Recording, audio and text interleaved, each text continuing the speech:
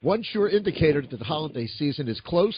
The Trans-Siberian Orchestra winter tour dates are announced, and this is the 20th anniversary of TSO. This holiday season, the Trans-Siberian Orchestra will perform 100-plus concerts in 61 cities. I'm tired just reading that. The website for tour dates, merch, social media, news, trans-siberian.com. Please welcome the man who conceived, orchestrated an American holiday tradition that is international, brings people together, and is cherished around the world.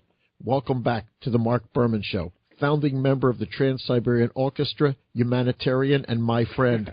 This is Paul ONeill. Welcome back. Hey, Marc, it's great to hear your voice, and it's, again, hard to believe. You know, you and I have been chatting for 5 years. The band has been on the road for, 20, and it seems like a blink of an eye.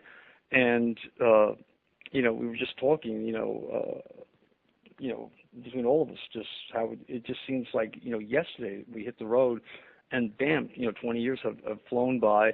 And one of the nice things of the last couple of years is, right out of the box, you saw, people from different walks of life, different age groups at TSO. But, the last couple of years, either in the audience, but especially on the signing line, couples will come up to you and say, oh, we first saw you in junior high school on our first date, and now here they are back with their own kids, and, and you're hoping, those kids will be back in, 20 years with their kids.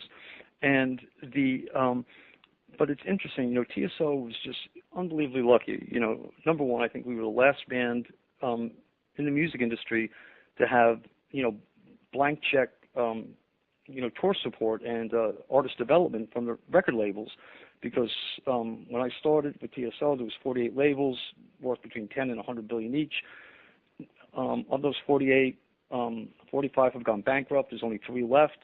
And during the summer, we usually tour Beethoven's Last Night or Nightcastle or one of the other albums. And last year we got offered in 2014 we got a really great opportunity to headline the biggest rock festival in Europe, which is called Wacken. And if you go to, rock festivals, they have 2 headline stages, right next to each other. So when one headliner's playing, the other headliner's setting up, so there's never any dead air. And when, and the year before we had played at Brandenburg Square on New Year's Eve for way over 1 million people, in one night. And we just didn't think we were ever going to beat that. But then Wacken called and they said, if you'll, headline Wacken, we'll let you have both stages. And I'm like, okay, we're there. And, so the band takes the stage, and for the first 5 songs, we just lit up the one stage. And then on the 6th song, bam, we lit up the other stage, and you could hear the audience going, no, no. And wham, and then we're off and running, and the show just keeps getting bigger and bigger. So you had your lights on both stages? We had our lights on both stages, our special effects on both stages. We built a special grid so the band members could go back and forth between both stages. And it was, by far the biggest stage ever done in history. And the other magical thing about it was, in Europe, at Wacken, about 60% of that audience is from Germany, and the other 40% is from all over the world. And I mean, Japan, Argentina, Brazil, America, Canada, and there was even a lot of, different people from the, the Middle East.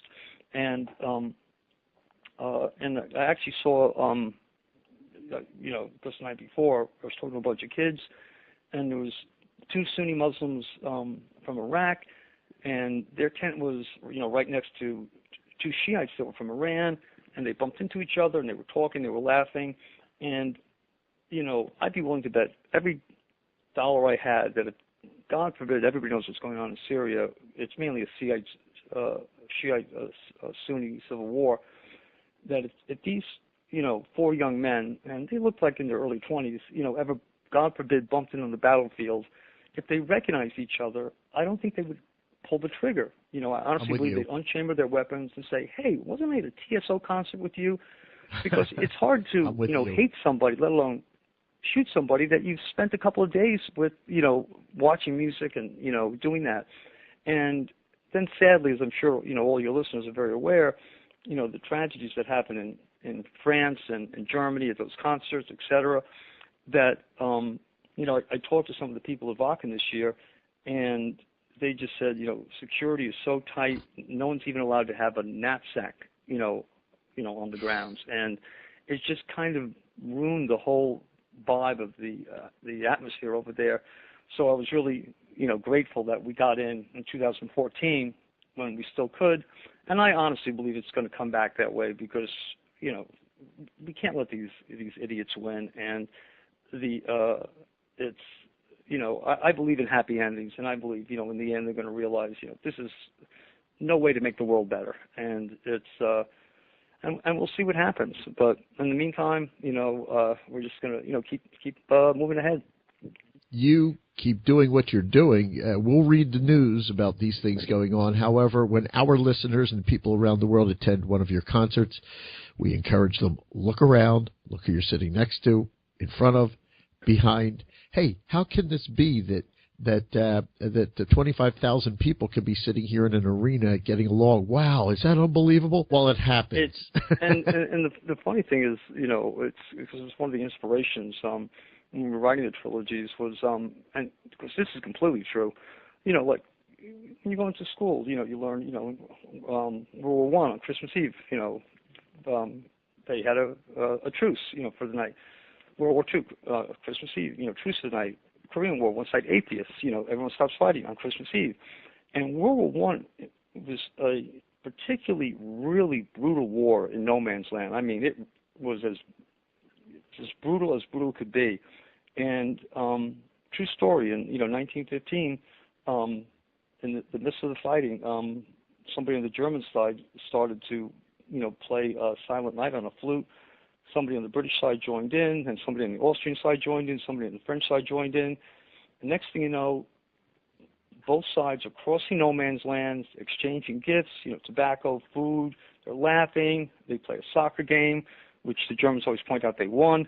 And for that one night, these people that 24 hours earlier were doing everything they could to kill each other were laughing, joking, just, being young people. And it's, that's the magic of music, that one song could take this huge army, and when I say huge army, I'm talking millions facing off against millions, and just bring it to a complete stop, and just give everybody, a break, and, nobody got killed that night, everybody slept quietly, and, that's the magic of music, and, that's, the magic of Christmas Eve. I'm not an overly religious person, God forbid my mother ever knew the last song was in church, forget it. But there's something magical about that day. It's, even just you're walking down the street and you bump into somebody, any other day of the year, they're probably not, but Christmas Eve they're going to say, "Excuse me," and it's just or Merry Christmas. And by the way, on this show we say Merry Christmas. I love it. Thank you. It's it is Merry Christmas, and yes, and it carries straight through Merry Christmas Eve, Christmas Day. If you're driving, down the highway and you see somebody broken down with a flat tire, the chances more than double that you're going to pull over and help that guy if it's Christmas Day or Christmas Eve. So this year, you're taking Ghosts of Christmas Eve on the road. You have a presenting sponsor. And also, are there any other new personnel additions joining Al Petrelli and Jeff Plate? Yeah, we have this new kid from the Czech Republic who's unbelievable. This new girl from Sweden, and it's one of the nice things is watching the new kids come in, and then because when you mention like Al Petrelli and Jeff Plate, and Jeff Scott Soto, who have been in everything from Alice Cooper to Asia to Megadeth to Journey, etc. They bring the experience, but the young kids, they bring this enthusiasm, and it's also there's something magical about watching them develop and come into their own. Like we have this one girl, Kayla Reeves, that we found her. She was in a foster home at 17 in Texas, and when I heard her voice, I'm like, oh my God, and we put her in the band, now she's 23, and just watching her come on board, the first year just doing backups, and now she takes leads, and when she sings, she just holds that whole arena in the palm of her hand. When she squeezes, you can feel the pulse, and it's just great watching the young kids come into their own. It's a 20-year anniversary. Now, do you remember when you conceived the TSO concept? Oh, it was in the 70s, that I planned to have the prog rock band, and we did this album at Electric Ladyland with Dave Whitman, who's still our engineer, and I love Dave. I mean, yeah. Dave he was the house engineer at Electric Ladyland, which is Jimi Hendrix's studio. Sure. Dave did Foreigner 4 with Jukebox Hero. He did Billy Idol's Rebel Yell. He didn't just do a bunch of Kiss albums. He did the demos that got them their record deal. When you hear Bowie and Lennon on Fame going Fame, Fame, Fame, that's Dave slowing it down. We were doing the last album, Van Halen Behind the Music came on MTV, and I said to Dave, yeah, I remember seeing him the first time in the club on Sunset Strip in Hollywood.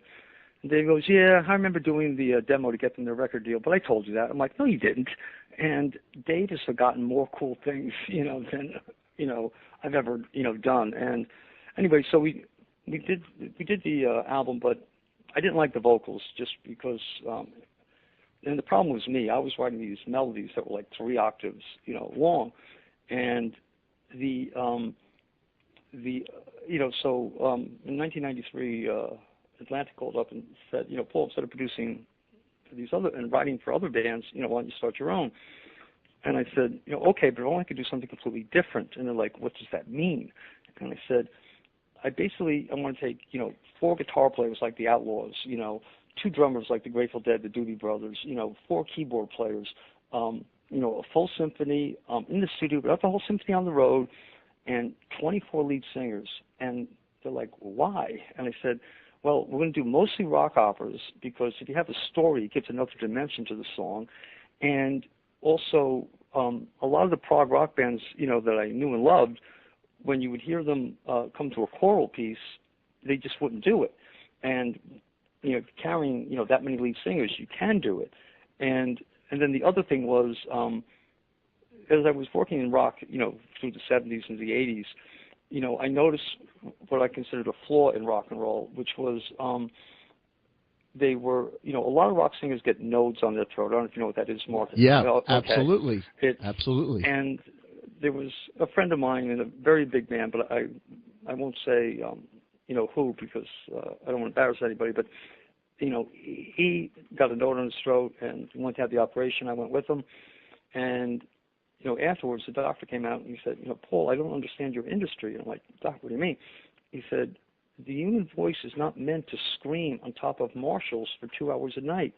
He goes, right. It's not a matter of if you're going to wreck these guys' voices, it's a matter of when. And he said, you may have 1 or 2, freaks of nature that, survive, but they're going to be rare. And so in Trans-Siberian Orchestra with, so many, with male and female singers, when we tour live, no singer has to sing more than 4 songs a night. And that you can do to your 90. And also, if you're having a bad night, usually in rock, if a singer has a sore throat or laryngitis, they go on anyway. But in TSO, there's somebody there who can take your place right on the spot. Wow. And so it's one of the rules in TSO is do no harm to the lead singers. And, because, unlike guitars where you can just replace a string or whatever, vocalists don't have that option. And so, basically the whole concept behind TSO, morphed and changed as I got to, know the industry more and more. And then the final thing was, I knew I wanted huge production because, I always watched, Pink Floyd, and every time I would see Pink Floyd, I'd be like, oh my God. And, I gotta make a band that does this kind of stuff. And then the And then the final thing, and if I'm not going too long on you here now, you're not. But this was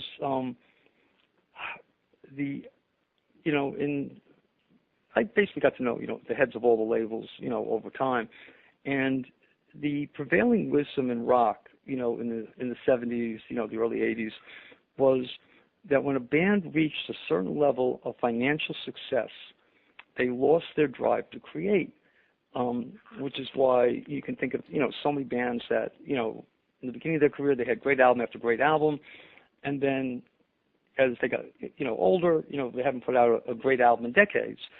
But besides, loving music, I love, Greek philosophy. And, Aristotle said, always use logic and reason, and it will lead you to the truth. And what they were telling me didn't hold up, because in the 1800s,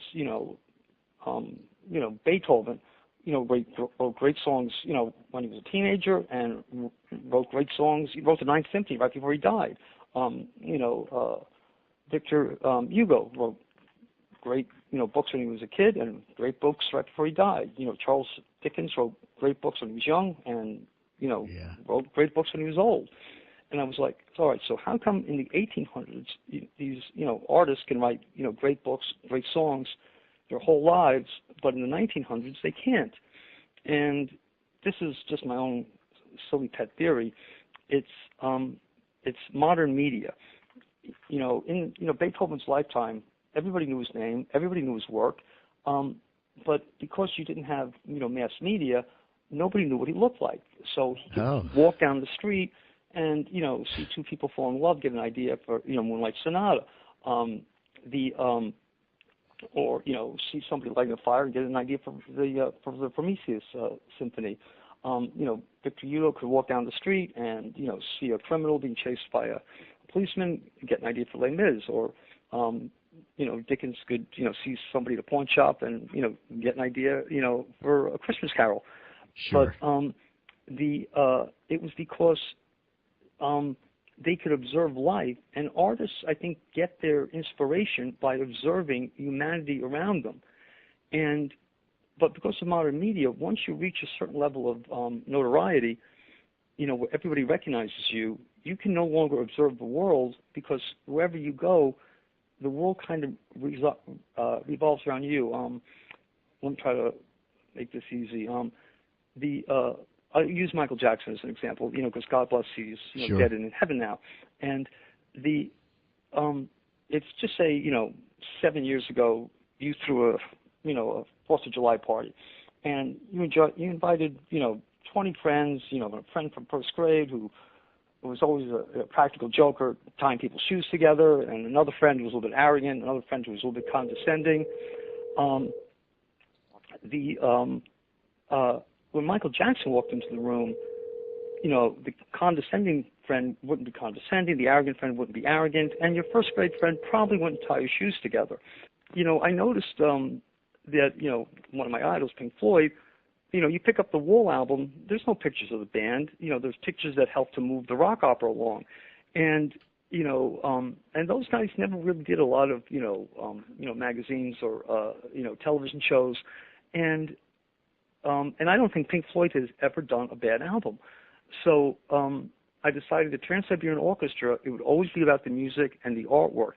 And and there's a part of me that thought that it got validated a little bit when about 6 or 7 years ago, I was standing on a corner in New York City in the summer, and we're waiting for the light to change in New York. It can happen. It did.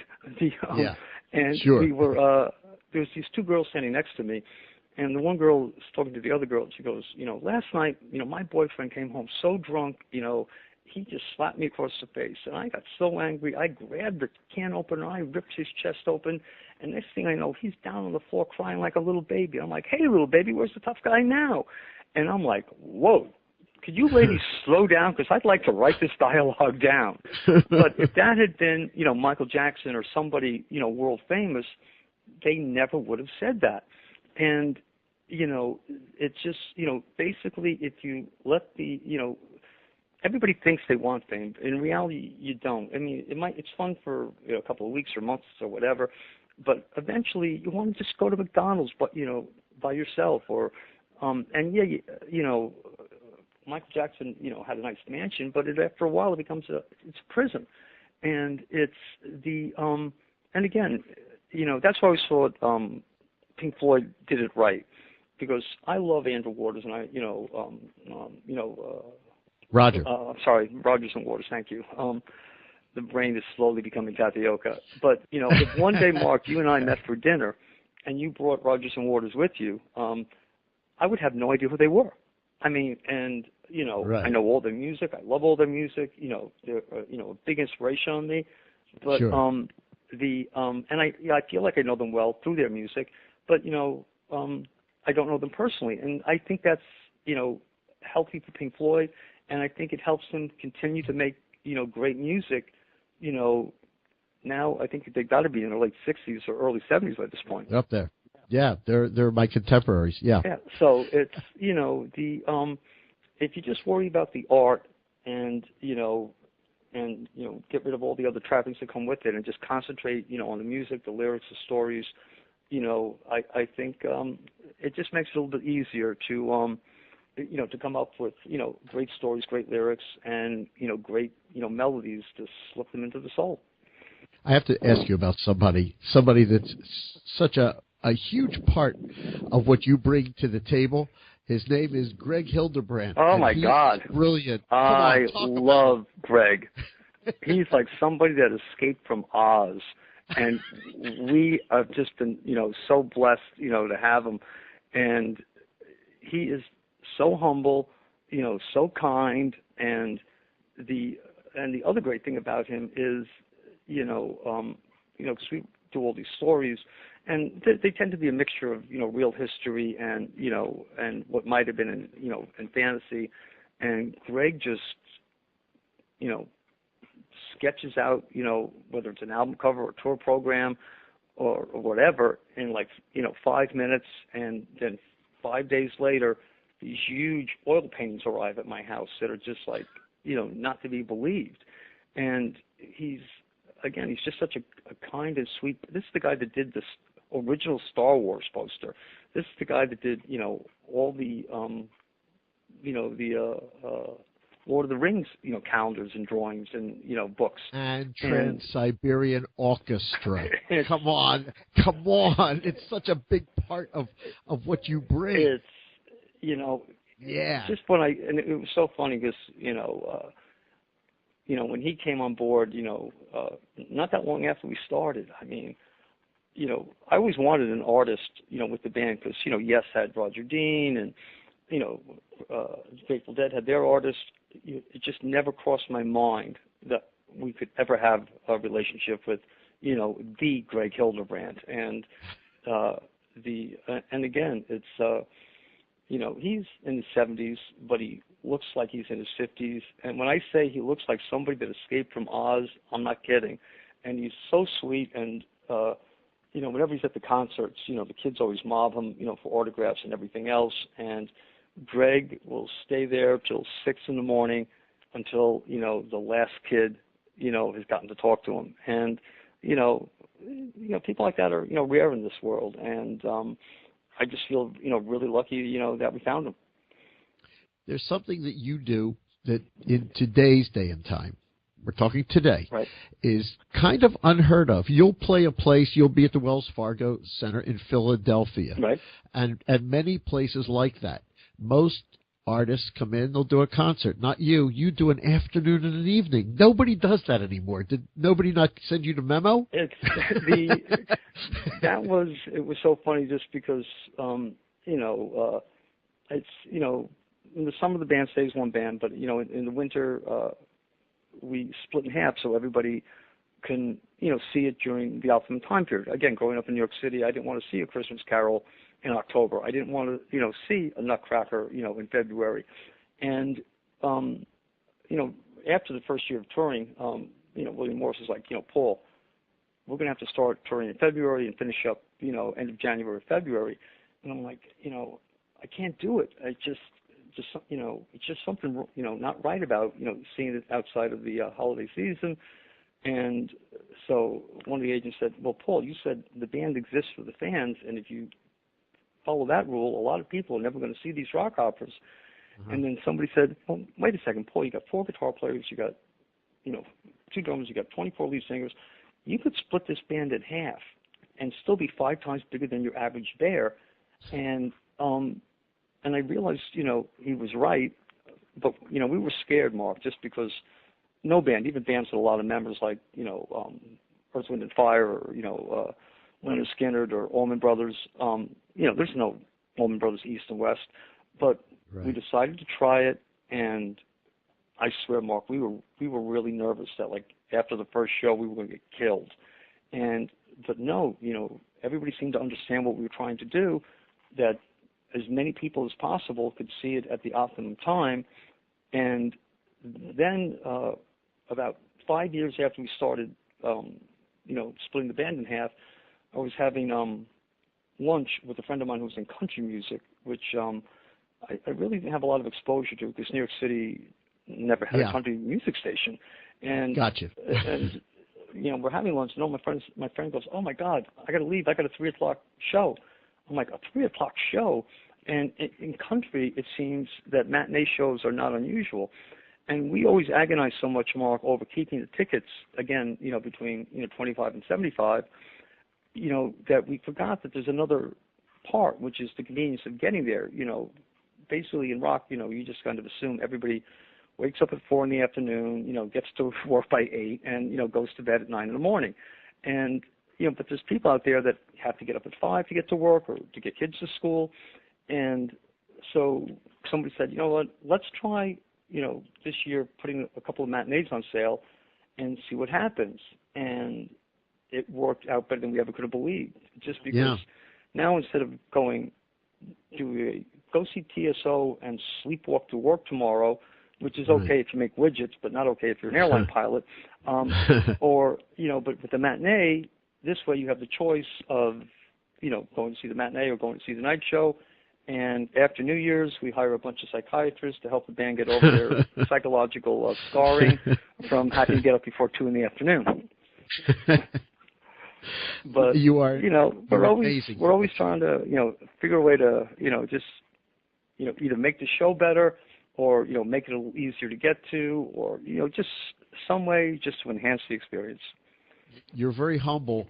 The fact is you're filling arenas 2 shows and you're donating to charity from every person who comes in. Are you kidding? You're a humanitarian, man. No, I'm just honestly really lucky.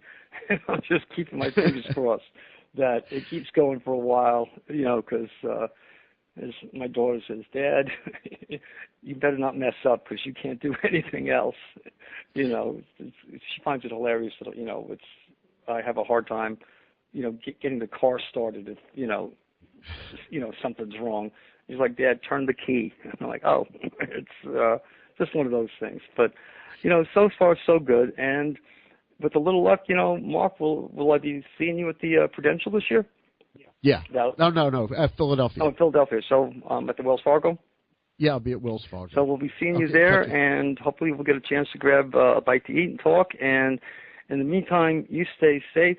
God bless, and we'll see you on the road. Are you looking for something that sucks less on the radio? Search is over now. You got a new place to go.